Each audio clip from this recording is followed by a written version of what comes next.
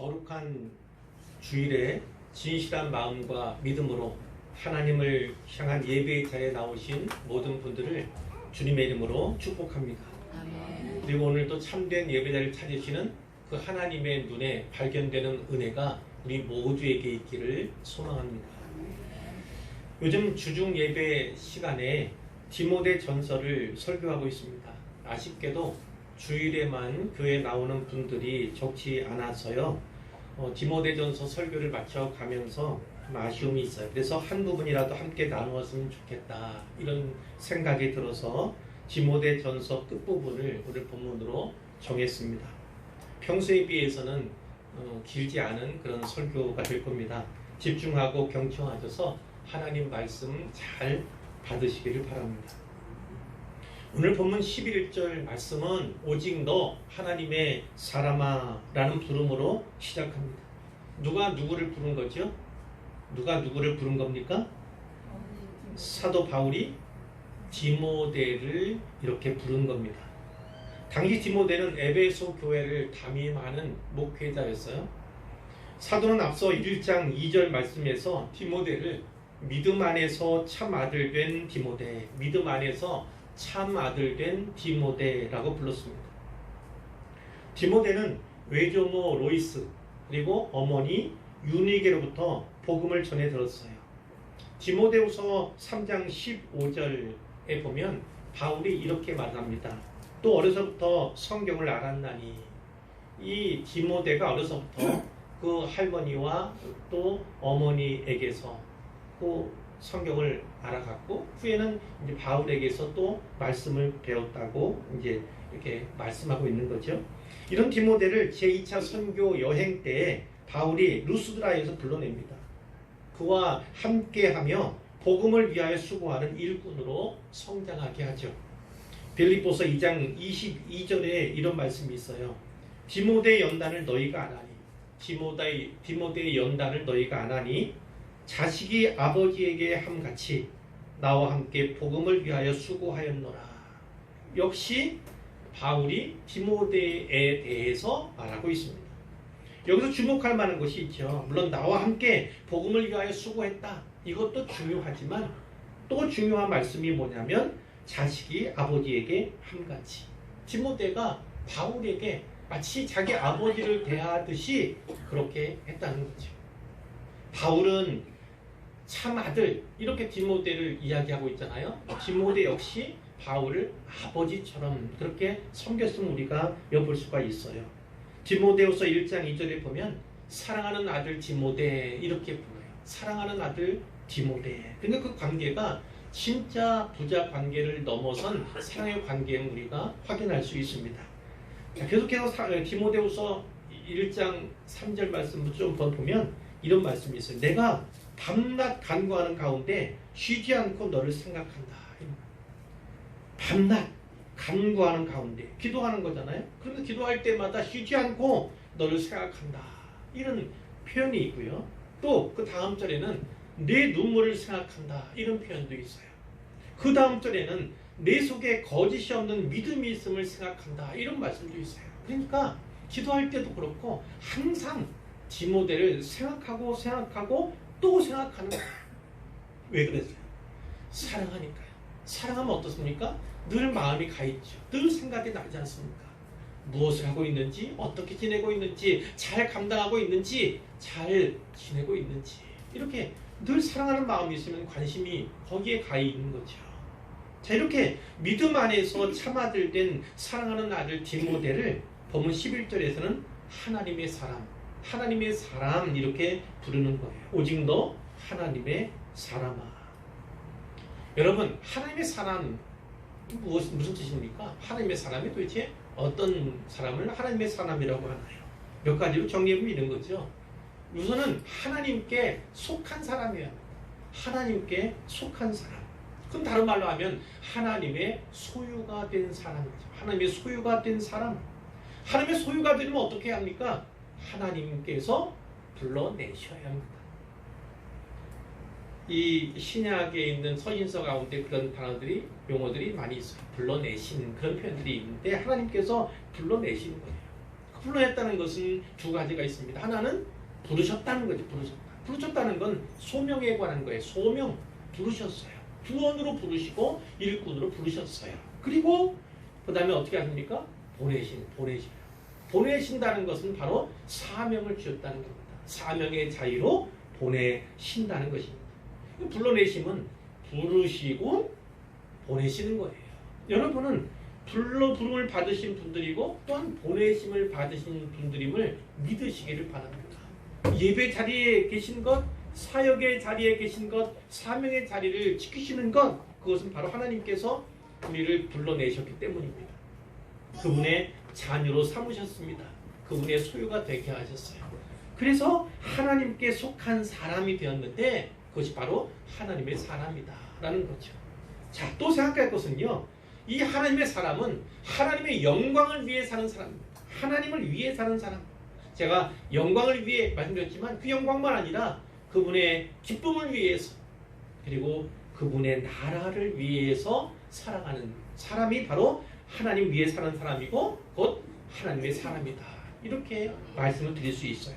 마지막으로 하나만 더 이야기한다면 하나님과 함께하는 사람이 하나님의 사람입니다. 하나님과 함께하는 사람. 하나님 편에서는요, 성령의 내주를 통해서 함께 해주십니다. 임재 통해서 우리와 함께 해주시잖아요. 우리 편에서는 어떻습니까? 그 하나님 가까이 나아가는 삶을 살아가는 겁니다. 그럼 어떻게 됩니까? 닮아가요. 자, 그 하나님을 닮아가고 주님을 닮아가야 되는데 그 첫 번째 덕목이 무엇일까요? 바로 거룩해져 가는 거죠. 디모데전서 4장 5절 말씀에 하나님의 말씀과 기도로 거룩하여집니다. 이런 말씀이 있어요. 우리가 거룩해지면 어떻게 합니까? 다른 방편이 아니에요. 하나님의 말씀, 기도로서 거룩하여짐을 믿으시기를 바랍니다. 이렇게 하나님께 속한 사람, 하나님을 위하여 사는 사람, 또 하나님과 함께하는 사람, 이런 사람들을 하나님의 사람이라고 부를 수 있다는 거죠. 사랑하는 성도 여러분, 여러분은 하나님의 사람입니까? 여러분은 하나님의 사람이에요? 아직도 자신이 없으세요? 하나님의 사람입니까? 예. 그렇다면 하나님의 사람이 맞다면 사도 바울이 디모데에게 주셨던 이 말씀을 믿음의 대선배인 바울이 그 후배인 우리에게 주는 말씀으로 들어야 합니다.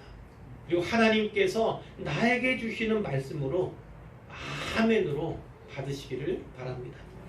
자, 첫 번째예요. 첫 번째, 하나님의 사람은 첫 번째 피해야 해요. 그러니까 하나님의 사람에겐 피할 것이 있다는 거예요. 피할 것이 있다. 11절 앞부분에 보면 오직 너 하나님의 사람아 이것들을 피하고 이런 말씀이 있죠. 이것들을 피하라는 거예요. 그럼 이것들은 무엇인가? 이것들은 그 본문 앞쪽에 있습니다. 크게 두 가지로 볼 수 있는데요. 하나는 어디에 있냐면 3절부터 5절까지 말씀에 나와요. 3절에서 5절까지의 말씀을 보면, 자, 3절 볼까요? 누구든지 다른 교훈을 하며 다른 교훈을 한다. 그 바른 말을 따르지 아니한다 되어 있는데 그 바른 말은 뭐라고 설명되어 있습니까? 우리 주 예수 그리스도의 말씀, 그리고 경건에 관한 교훈, 이것을 따르지 않는다. 자, 이걸 보니까 이 3절 말씀 보니까 누구에 대해 말씀하는 것 같습니까? 누구에 대해 말씀하는 것 같습니까?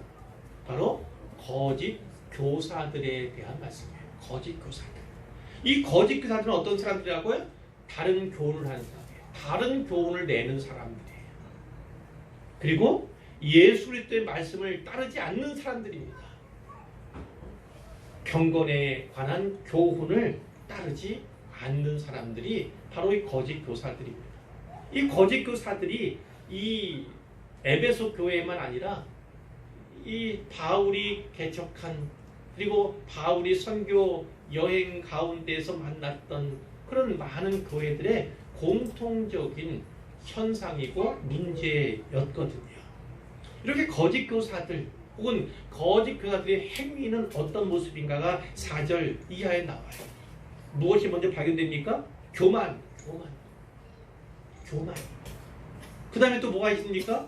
변론과 언쟁을 좋아한다. 변론과 언쟁을 좋아한다.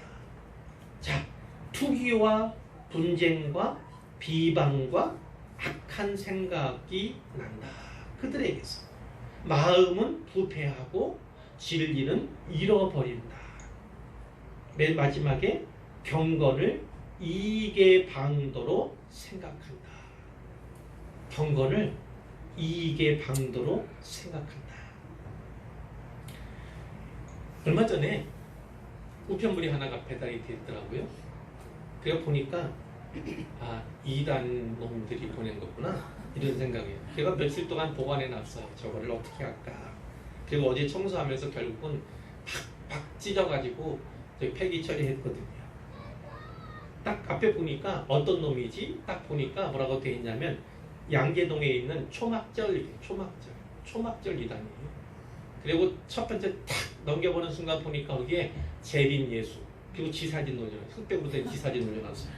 이런 뭐 같은 그리고 팍팍 찢어버렸거든요. 자, 그 우편물도 왔고요. 어제도 아니네. 오늘 새벽에 조금 일찍 눈을 떴어요. 4시 반쯤에 눈을 떠가지고요. 눈을 뜨려고 한 건 아니었어요. 저 떠졌어요. 그래서 이것저것 했는데 무슨 말씀이 생각이 났어요. 두 구절 말씀이 막 생각이 났어요. 그리고 또 그 초막절 이단 생각이 또 났어요. 그래가지고 누워있는 참에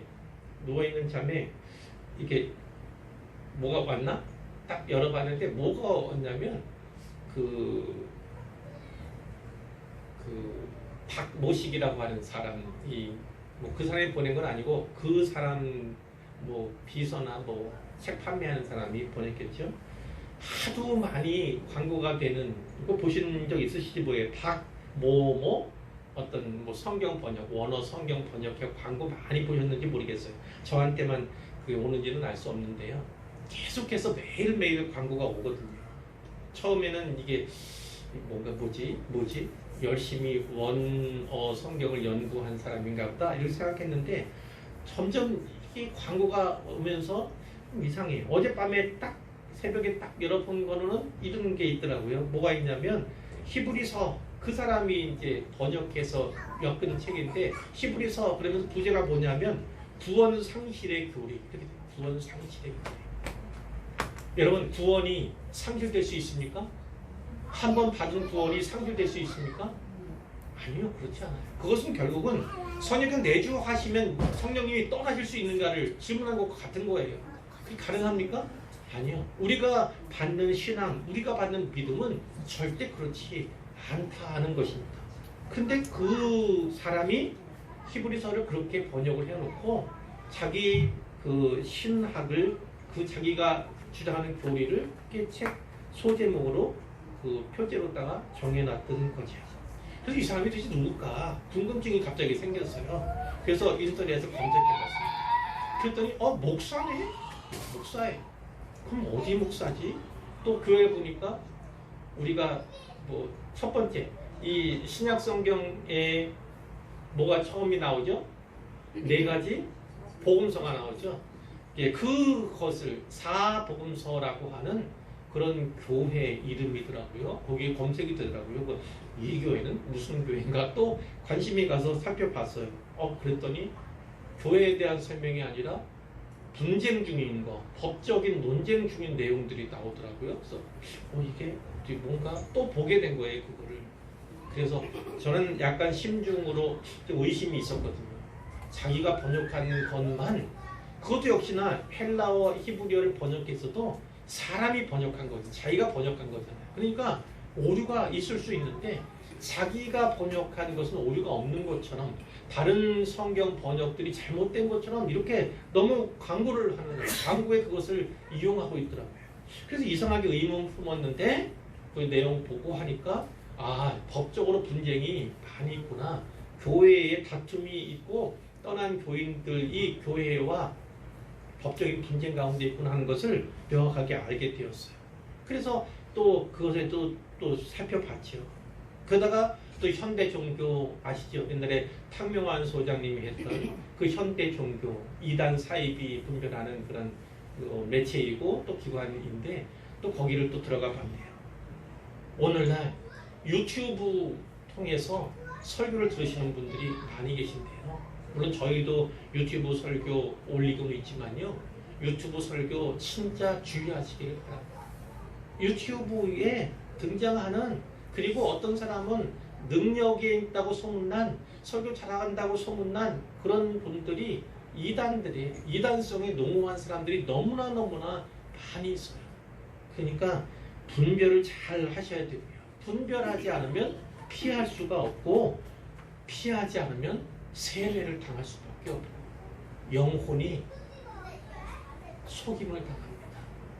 그러니까 그걸 아주 주의하셔야 돼요. 오늘날 문명의 이기 쉽게 여기저기서 설교를 들을 수 있고 설교문을 얻을 수 있고 그런 시대이지만, 분별하지 않으면 진짜 그 사람 말 맞다나 구원 상실됩니다. 그 얘기는 무슨 얘기냐면 구원 받지 못했다는 것을 말하는 거고, 구원 받을 기회를 놓쳤다 이런 의미예요. 구원 받았는데 빼앗긴다 이런 의미가 아니고요. 미혹당한다, 유혹된다 이 차원에서 말씀을 드린 거예요. 자, 또 하나 피해야 할 것, 9절부터 10절에서 또 하나를 발견할 수 있는데, 거기에 보면 이런 말씀이 있어요. 부하려 하는 자들은 시험과 올무와 여러 가지 어리석고 해로운 욕심에 떨어지나니 곧 사람으로 파멸과 멸망에 빠지게 하는 것이라. 자유통하게 부하려 하는 자들이 뭡니까? 부하려 하는 자들이 뭐예요? 부자가 되기를 원하는, 부자 되기를 원하는 게 나쁜 겁니까? 아니요, 그렇진 않아요. 부하려 하는 어떤 자들, 부자가 되려는 어떤 자들에 대해서 말하고 있는데, 그 부하려 하는 어떤 사람들은요 시험과 올무에 빠진다는 거예요. 이거는 즉각적인 문제가 발생되는 걸 말합니다. 즉각적으로. 그 다음에 어떻게 됩니까? 어리석고 해로운 욕심에 떨어진다. 이거는 부적절한 욕망의 덫에 걸린다는 거예요. 그리고 파멸과 멸망에 빠진다. 이건 뭐예요? 끝난 거죠. 삶이 무너지고 파괴되는 것을 말합니다. 자, 10절 말씀에 돈을 사랑함이 일만하게 뿌리가 되나니 이것을 탐내는 자들은, 이건 뭐예요? 돈이죠. 돈을 탐내는 자들은 미혹을 받아 믿음에서 떠나 많은 근심으로써 자기를 찔러보다, 이런 말씀이 있어요. 부자가 되고자 하는 어떤 사람들, 갈망을 가진 어떤 사람들은요 믿음에서 떠나게 된다는 거예요. 믿음의 길에서 이탈하게 된다. 이거는 점진적, 좀 전에 말씀드린 건 유혹에 빠지는 건 즉각적 이렇게 말씀드렸는데, 이건 점진적으로 자기도 모르게 빠져가는 거예요. 믿음에서 떠나가는 거예요. 믿음의 길에서 이탈하게 돼요. 결국은요 그 탐욕으로 말미암아 점점 더 고통스러운 결과를 초래하게 된다. 이렇게 말씀하고 있는 거예요. 예수님은요 돈의 위력을 아주 잘 알고 계셨어요. 마태복음 6장 24절에 이 말씀을 주셨죠. 한 사람이 두 주인을 섬기지 못한다. 너희가 하나님과 재물을 겸하여 섬기지 못하느니라, 이렇게 말씀하고 있어요. 여기 두 주인은 뭐예요? 하나는 하나님이시고 다른 하나는 돈이에요. 재물이 바로 주인. 그건 무슨 말입니까? 돈이요 주인 노릇할 수 있다니까요. 우리 인생에 주인 노릇할 수 있는 위력을 가진 것이 돈이기도 한다는 거예요. 재물이기도 한다는 거예요. 그래서 마치 우리 인생에 쭉 찾아와서는요 돈이 주인이 됩니다. 그러면 신자라 할지라도 우리 주인은 하나님이신데, 우리 주님이신데, 그 주님의 자리를 돈이 대신하려고 하는 그런 문제를 야기하고, 결국은 하나님과 재물을 겸하여 섬기게 되는 그런 문제를 낳게 되는 거죠. 마가복음 10장 23절 25절에도 이런 말씀을 주셨어요. 제 아들에게 재물이 있는 자는 하나님 나라에 들어가기가 심히 어렵다. 그러면서 잘 아시는 비유죠. 낙타가 바늘귀로 들어가는 것이 부자가 하나님 나라에 들어가는 것보다 쉽다. 이런 말씀을 주셨어요. 그것은 무엇입니까? 그 부자는 결국은 마음이 재물에 있고 마음이 돈에 있어요. 나아가 마음을 빼앗긴 겁니다. 주인이 바뀐 거예요. 그럼 어떻게 됩니까? 하나님 나라에 들어갈 수 있습니까? 들어갈 수 없는 거예요. 그렇게 돈 혹은 재물의 위력에 대해서 예수님께서 우리에게 경고해 주신 바가 있어요. 그러니까 첫 번째, 하나님의 사람은 피할 것이 있는데 무엇을 피해야 합니까? 하나는 거짓 교사들을 피하고 거짓 교사들의 행위를 피해야 한다는 것입니다. 또 하나는 탐심과 탐욕을 피해야 한다. 돈과 재물을 우상시해야만 안 된다. 주인의 자리를 내주면 안 된다. 이렇게 볼 수가 있죠. 이게 두 번째입니다. 둘째, 하나님의 사람은 따라야 합니다. 번역된 것에 따라서 따라야 한다. 따라야 한다. 그건 영어 성경에 보면 추구해야 한다. 이렇게 볼 수 있어요. 하나님의 사람은 추구해야 된다. 무엇을 추구해야 되느냐? 그것을 나누는 거예요. 11절입니다. 오직 너 하나님의 사람아 의와 경건과 믿음과 사랑과 인내와 온유를 따르라. 이렇게 되어 있는 것입니다. 자, 그럼 무엇을 추구해야 되는 겁니까? 의를 추구해야 된다. 말씀하겠죠. 의는 뭐예요? 쉽게 말하면 의로움이에요. 정직. 도덕적으로 정직해야 된다는 겁니다. 정직해야 된다. 경건이란 건 무엇입니까? 이 경건은 하나님의 성품과 일치해야 된다. 하나님의 성품과 일치하는 행동을 가리켜서 경건이라고 하는 거예요. 경건. 근데 이 의를 추구하게 되면 무엇이 중요한 요소이냐면 바로 순종입니다. 순종. 하나님 말씀에 순종하는 것, 그것이 바로 의라고 할 수 있다면 경건은요, 그 순종하려는 이유, 순종하려는 마음의 동기, 거기에 더 중심이 있다 볼 수가 있어요. 아, 하나님 중심으로 살아야겠다. 하나님이 기뻐하시는 일을 행해야겠다. 그렇게 살아야겠다. 마음의 동기가 더 강조된 표현이 바로 경건이다. 이렇게 이해를 하시면 되겠어요. 그 다음에 나오는 건 믿음과 사랑. 너무나 잘 알지요? 설명을 약하도록 하겠어요. 이 믿음과 사랑은 기독교의 근본, 정신 가운데 이제 두 가지죠. 믿음, 소망, 사랑 이렇게도 나오잖아요. 아주 중요한 요소잖아요. 그런데 이 믿음도 사랑도 성령님의 역사로 인해서 계속 자라가야 되는 겁니다. 커야 돼요. 향상이 되어 가야 하는 덕목인 것이죠. 그 다음에 나오는 게 인내입니다. 인내는 견딘다는 거예요. 특별히 무엇을 견디는 겁니까? 고난을 견디는 겁니다. 고난을.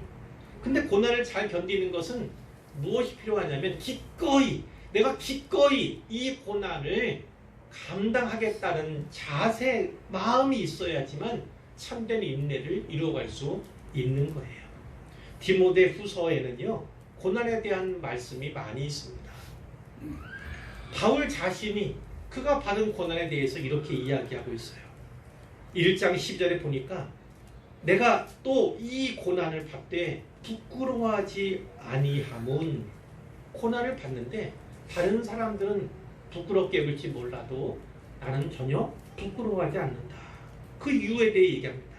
내가 믿는 자를 내가 알고 또한 내가 의탁한 것을 그날까지 그가 능히 지키실 줄을 확신함이라. 이렇게 말씀해요. 누굽니까? 주님께서 내가 믿는 바인데 그분이 나를 아신다. 그리고 내가 의탁한 것을, 내가 부탁한 것을 그날까지, 끝날까지, 오실 때까지 능히 지키실 줄을 내가 확신한다. 이런 믿음이 있기 때문에 고난을 받지만, 복음 위에 고난 받지만 그것을 부끄러워하지 않는다. 이렇게 고백하고 있습니다. 또 2장 9절에 보니까 복음으로 말미암아 내가 죄인과 같이 매이는 데까지 고난을 받았으나 죄인처럼 옥에 갇히기도 했어요. 그럼 사람들은 죄 때문이다 이렇게 생각할 수 있죠. 그러나 그는 어떻게 해요? 죄인과 같이 매이는 데까지 고난을 받았으나 무엇을 증거합니까? 하나님 말씀은 매이지 아니한다. 이렇게 말씀합니다. 또 3장 11절에 보니까 박해를 받음과 고난과 또한 안디옥과 이고니온과 루스드라에서 당한 일과 어떠한 박해를 받은 것을 네가 과연 보고 알았거니와 주께서 이 모든 것 가운데서 나를 건지셨느니라. 이런 말씀이 있어요. 그러니까 이 고난이라는 것, 이 사도에게 바울에게 고난이라는 건 뭡니까? 자랑거리인 거예요. 자랑거리예요. 자, 그 고난을 자랑하는 그 고난에 대해서 새로운 이해를 가진 이 바울이 디모데에게 무엇이라 말씀하는가? 여기 디모데후서 1장 8절에 보니까 나를 부끄러워하지 말고 오직 하나님의 능력을 따라 복음과 함께 고난을 받으라. 고난을 받으라고 말씀하고 있어요. 2장 3절에도 너는 그리스도 예수의 좋은 병사로 나와 함께 고난을 받으라. 이런 말씀을 주고 있고요. 4장 5절에 보니까 그러나 너는 모든 일에 신중하여 고난을 받으며 전도자의 일을 하며 내 직무를 다하라. 역시 고난을 받으라고 말씀하고 있는 거예요. 고난은 이렇게 중요하고 고난이 신자에게 주는 유익이 있으며 의미가 있습니다. 야고보 선생님이 그것을 아주 잘 말씀해 주셨죠. 그 야고보서 1장 2절 이하에 이 말씀이 있잖아요. 내 형제들아 너희가 여러 가지 시험을 당하거든 온전히 기쁘게 여기라. 시험을 당하거든 온전히 기쁘게 여기라. 이는 너희 믿음의 시련이 인내를 만들어내는 줄 너희가 압니다. 시련은 곧 무엇을 만들어냅니까? 인내를 만들어내요. 인내를 온전히 이루라. 이는 너희로 온전하고 구비하여 조금 더 부족함이 없게 하려 함이라. 아멘 하시기 바랍니다. 인내를 이루면요 온전히 이루어야 하지요. 그것은 하나님의 뜻이 있어요. 거기 하나님의 뜻이 있습니까? 있습니다. 무엇입니까? 우리로 하여금 온전하고 구비하여 조금 더 부족함이 없게 하려 하시는 우리 하나님의 뜻이 있음을 분명히 기억하시길 바랍니다. 인내하셔야 합니다. 견디셔야 합니다. 믿음을 발휘하시고 믿음을 발동하시기를 바랍니다. 믿음으로 이기시고 믿음으로 견디시고 믿음으로 승리하시기를 바랍니다. 결국 그것이 우리에게 큰 유익으로 다가올 것입니다. 자, 마지막으로 하나 더 있죠. 온유. 아마도 이 디모데는 이 육체적으로 약한 면이 있었고 아마 기질상으로도 많이 온유했던 것 같아요. 그러나 디모데에게만 아니라 우리에게도 주신 말씀을 받을 수 있는데 이 온유라고 하면 친절 그리고 관대함 이런 거죠. 다른 사람을 관대하게 대하시길 바랍니다. 자, 세 번째예요. 이제 하나님의 사람은 싸워야 한다고 말씀합니다. 하나님의 사람은 싸워야 합니다. 아유, 그냥 이게 싸움 좋아하는 분들 계시죠? 예, 그 싸움 말씀하는 게 아니고 여기에 나오면 12절 앞부분 읽어볼까요? 믿음의 선한 싸움을 싸우라. 믿음의 선한 싸움을 싸우라는 거예요. 믿음을 발동해야 되고 진짜 선한 것을 위하여서 싸우라는 말씀이에요. 그것이 선한 싸움이에요. 자, 이 싸우라 돼 있는데요. 이것은 언어상으로 현재 시제입니다. 현재 시제라고 해요. 그 현재 시제는 무엇이냐면 계속 진행된다. 진행되고 있다. 그리고 앞으로도 계속되어야 한다. 진행해야 한다. 이런 의미를 담고 있어요. 그러니까 우리 신자들은요. 계속 싸워야 하는 겁니다. 끝까지 이 세상의 종말이 올 때까지 내 인생의 종말이 올 때까지 끝까지 계속해서 싸워야 하는 것이 바로 신자의 삶이라는 거예요. 이 싸움은요. 양면적입니다. 안과 밖에서 나타나요. 밖으로는 어떤 싸움이 있습니까? 거짓 교훈, 거짓 교사와의 싸움인 거예요. 아까 나왔던 것처럼. 그럼 안으로는 뭡니까? 자기 자신과의 싸움, 자기 욕망과의 싸움이 바로 내적인 싸움이다. 이렇게 볼 수가 있는데요. 앞에서도 1장 18절 19절에서도 이렇게 말씀하신 바가 있어요. 아들 디모데야 내가 네게 이 교훈으로서 명하노니 선한 싸움을 싸우며 믿음과 착한 양심을 가지라. 이 선한 싸움은 그 거짓 교사들, 거짓 교훈들과의 싸움을 가리키는데 믿음과 착한 양심을 가지는 것은 바로 내적인 싸움이에요.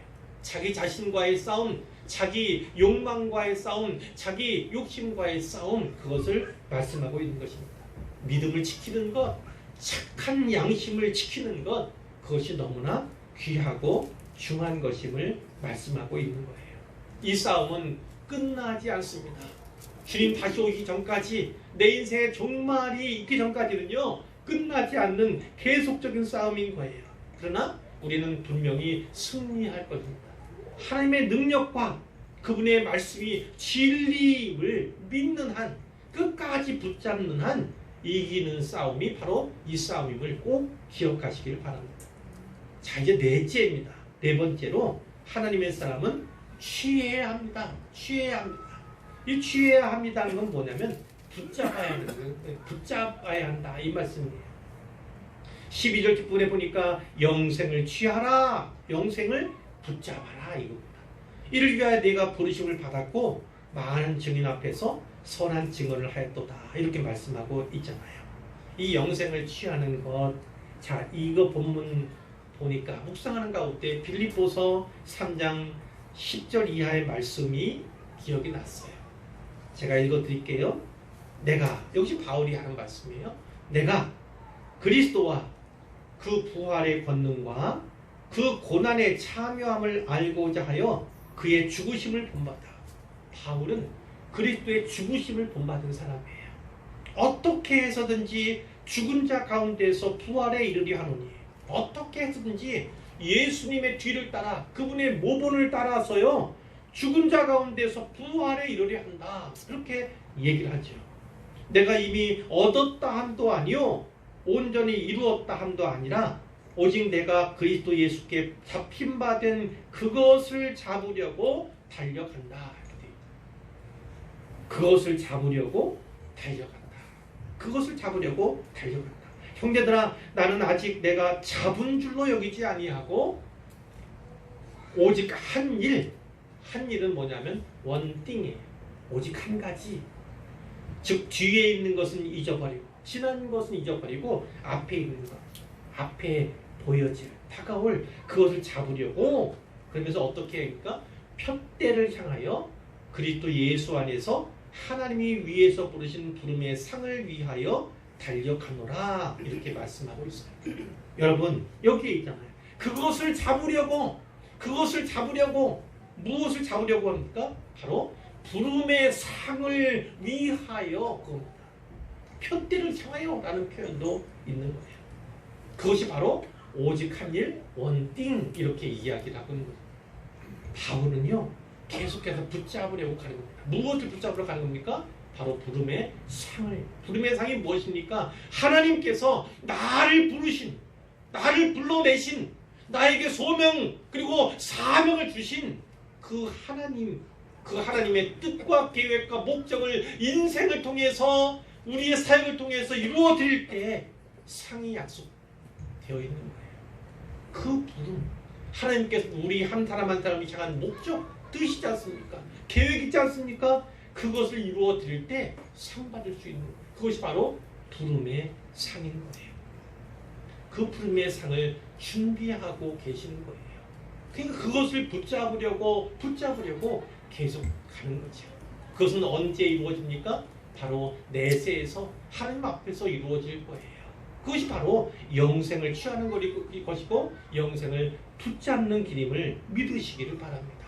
그러면 영생을 취하고 영생을 붙잡는 한 가지를 이 성경에서 살펴볼 텐데 바로 뒤에 나오는 6장 17절 이하의 말씀이에요.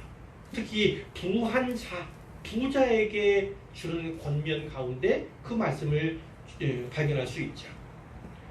내가 이 세대에서 부한 자들을 명하여 부자들에게 명령하라는 겁니다. 명령하라고. 무엇을 명령해야 합니까? 마음을 높이지 말아라. 교만하지 말라고. 이렇게 가르치라는 겁니다. 그리고 정함이 없는 재물에 소망을 두지 말아라. 이렇게 가르치라는 거예요. 재물은 정함이 없다. 너를 천국에, 너를 구원에 이르게 하지 못한다. 그것을 추구하고 그것을 쫓아가다가는 길을 잃고 만다. 오히려 지옥 가게 된다. 이렇게 가르치라는 거예요.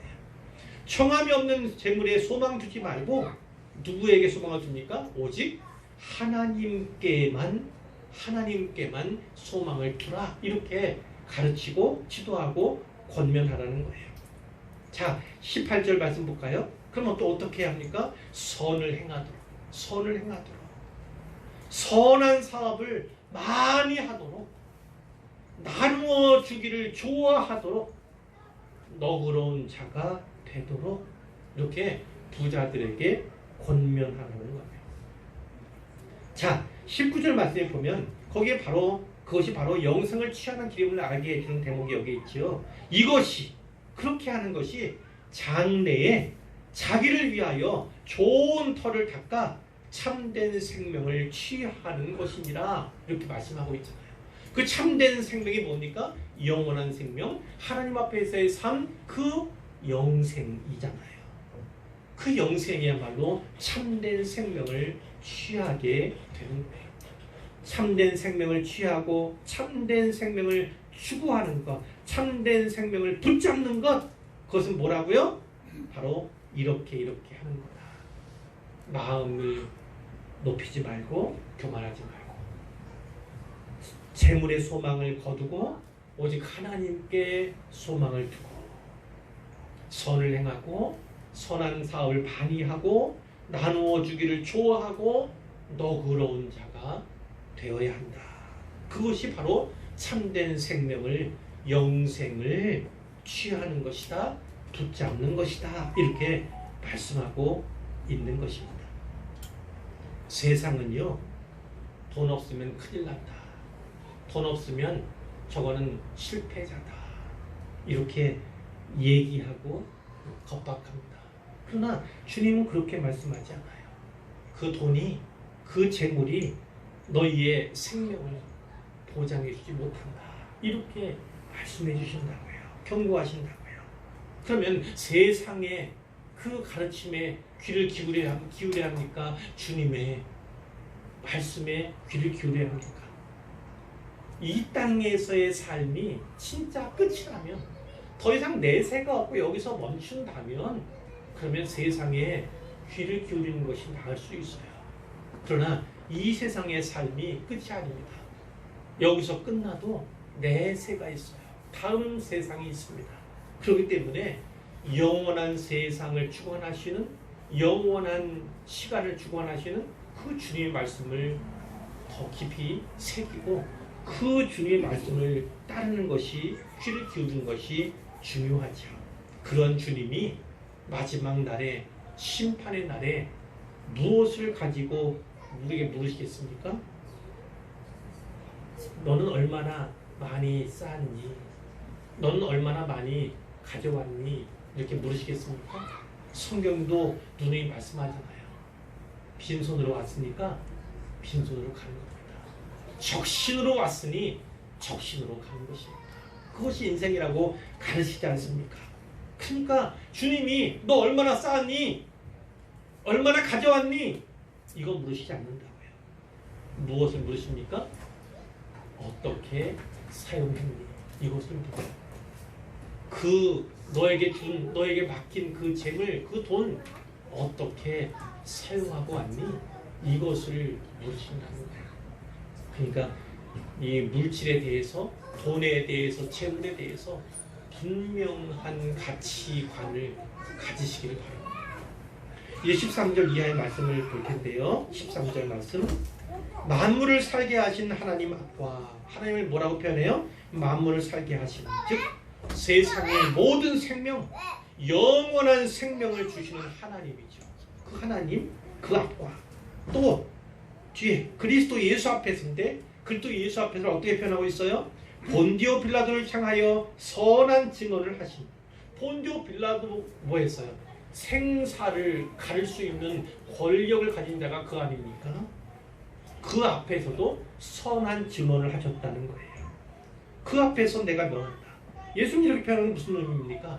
거센 위협 앞에서도 죽음을 두려워하지 않고 끝까지 신실하셨던 그 예수님 앞에서 내가 너에게 명한다. 하나님 아버지, 그리고 예수님 앞에서 명한다는 건요, 최상의 권위로 너에게 명한다는 거예요. 하나님께, 주님께 바울이 받았지 않습니까? 사도 맡겨진 일이 있지 않습니까? 그것을 의지하여서 자기의 그 소명과 사명을 주셨던 그 하나님을 의지하여서 최상의 언어로서, 최상의 표현으로서 명령하고 있는 거예요. 어떤 명령 주셨습니까? 14절에 우리 주 예수 그리스도께서 나타나실 때까지, 예수님이 재림하실 그때까지, 다시 오실 그때까지 흠도 없고 책망받을 것도 없이 이 명령을 지키라, 이렇게 말씀을 하는 거죠. 이 앞에서 말씀하신 이 명령들은요, 너무나 중요한 거예요. 지키지 않으면 흠이 있게 되고 책망받을 거리들이 생기게 되는 것이죠. 그러니까 이 명령을 아주 준엄해야 한다는 거예요. 그렇게 기다리면 어떻게 됩니까? 기약이 이르면 하나님이 그의 나타나심을 보이시니 주님이 오실 거라는 겁니다. 때가 되면 오실 거라는 거예요. 마침내 오실 거라는 거예요. 근데 그 하나님을 어떻게 설명하고 있습니까? 여러 가지로 지금 설명하고 있다고요. 2절에 걸쳐서. 처음에는 복되시고 유일하신 주권자, 그 다음에는 만왕의 왕, 만주의 주, 죽지 아니하시는 분, 가까이 가지 못할 빛, 볼 수 없는 분, 존귀하신 분, 영원한 권능을 가지신 분, 영원한 권능과 존귀가 유일하게 합당하신 분, 이렇게 여러 가지로 하나님에 대해서 그리고 주님에 대해서 묘사하는 것을 우리가 볼 수가 있는 거예요. 자, 무엇을 말씀합니까? 하나님은 이런 분이시다. 그러니까 그 하나님이 나타나실 때 흠없고 책망받을 것이 없이 되려면 어떻게 해야 한다? 앞에 말씀한 4가지를 잘 지키고 준행해야 한다, 이런 말씀을 주시는 거예요. 이제 결론입니다. 하나님의 사람은 어떻게 합니까? 첫째는 피해야 합니다. 피해야 합니다. 자, 2번째는 무엇입니까? 따라야 합니다. 따라야 합니다. 따라한다 한다는 건 추구해야 한다는 거예요. 추구해야 합니다. 자, 3번째는 뭡니까? 뭐 해야 합니까? 싸워야 합니다. 성도끼리 싸우면 안 돼요. 그럼 성도끼리는 안 되지만 세상 사람과 싸워도 됩니까? 그것도 안 되고요. 여기서 하는 건 어떤 싸움이에요? 믿음의 선한 싸움을 계속 싸워가야 한다, 이렇게 말씀하고 있어요. 자, 마지막으로 한 가지는 뭐가 있어요? 취하라. 취하라는 건 무슨 뜻이라고요? 붙잡으라는 거예요. 특별히 뭐를 붙잡아야 합니까? 영생을 붙잡으라. 영생을 붙잡아라. 하나님께서 우리를 부르신 목적이 바로 여기에 있다는 겁니다. 우리가 영생을 누리는 것, 영생의 삶을 사는 것, 하나님께서 기뻐하실 그 일을 위해서 이 땅을 살아가는 것, 그것을 위해서 부르심을 받는다. 우리는 그런 존재다. 그러니 붙잡아야 한다, 이렇게 말씀하고 있는 거예요. 여기에 나오는 이 동사들을 잘 기억하시고 마음에 새기시기를 바랍니다. 그래서 주님 앞에서, 주님께서 본디오 빌라도 앞에서 하셨던 것처럼, 선한 증거를 하셨던 것처럼 오늘 우리도 선한 증인들로서 살아갈 수 있기를 우리 주님의 이름으로 축복하고 축원합니다.